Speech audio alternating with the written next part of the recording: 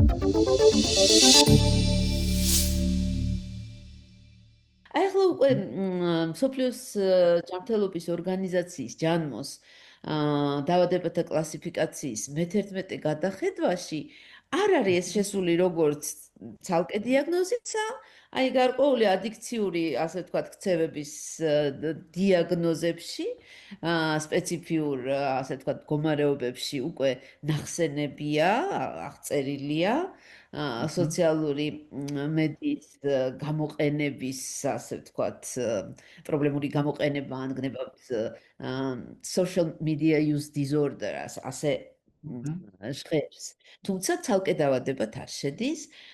რაც იმის მანიშნებელია, რომ რამდენადაც უკვე რუკაზე დატანილია საერთაშორისო კლასიფიკატორი, გარკვეული რუკა არის, რომელიც, ასე ვთქვათ, აღწერს ფსიქიკური ჯანმრთელობის და არა მხოლოდ ხო ჯანმრთელობის კონდიციებს.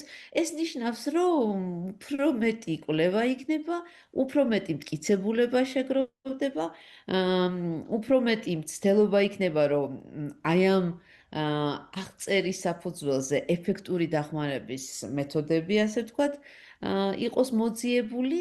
ამიტომ ეს არის პრობლემა, რომელიც შედარებით ახალია, ახალმა დრომ მოიტანა და ტექნოლოგიების განვითარებამ და სოციალური მედიის განვითარებამ. ყურადღების ფოკუსშია ამჟამად და ალბათ მეტი გვეცოდინება მომდევნო წლებში. ეხლა რა არის უკვე ცნობილი? რომ თუ ადამიანი, ასე ვთქვათ, ჭარბად მოიხმარს სოციალურ მედიას, ძალიან ხშირად ეს არის დაკავშირებული ეგრეთ წოდებულ გავრცელებული ფსიქიკური ჯანმრთელობის პრობლემებთან. ახლა რა არის გავრცელებული ფსიქიკური ჯანმრთელობის პრობლემები? გავრცელებულს უწოდებენ იმიტომ ამ პრობლემებს, რომ ყოველი მეოთხე ადამიანი ცხოვრებაში ერთხელ მაინც განიცდის ამ მდგომარეობებს, ამ აშლილობებს. ეს არის დეპრესია, ეს არის შფოთვა, ეს არის პოსტტრაუმული სტრესული აშლილობა. აი ეს სამი კონდიცია განსაკუთრებით, ასე ვთქვათ, ხშირია. ანუ სტატისტიკა ისეთია, რომ მსოფლიო მოსახლეობის 1/4 ცხოვრებაში ერთხელ მაინც ამ აშლილობებს განიცდის.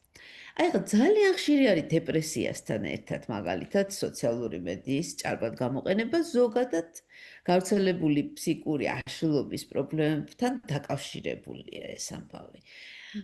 ახლა როდესაც ჩვენ ვსაუბრობთ, თქვათ, მკურნალობის დახმარების მეთოდებზე, ახლა სანამ არ არის, თქვათ, როგორც დამოუკიდებელი დიაგნოზი, მიუხედავად ამისა, მაინც ასე ვთქვათ, მტკიცებულება გროვდება და არსებობს მტკიცებულება, მაგალითად, რომ კოგნიტურ-ბიჰევიორული თერაპია სამართავად, აი ამ ინტერნეტზე ჭარბი, ასე ვთქვათ, ინტერნეტის ჭარბი მოხმარების ეფექტურია.